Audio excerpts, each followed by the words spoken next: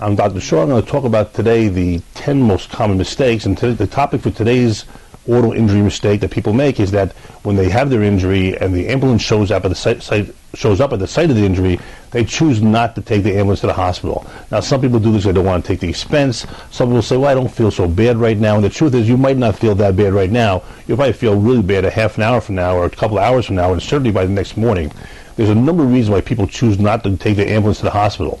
I can tell you that it's a very important thing to do for a number of reasons. From a clinical perspective, there are injuries which oftentimes go undiagnosed or unrealized right away. You can have a slow leak brain injury, which is like an aneurysm type of injury, where your brain has a slow blood vessel leaking in there, and 3 days later you die. You can have minor and undetected injuries, which you don't appreciate right away. Another perspective, which might not be clinical, but it's important to know, is that the severity of your injuries is documented by how you treat the injury immediately after the injury. By going to the hospital, by going to the emergency room, you have an immediate documentation of what was happening at the time.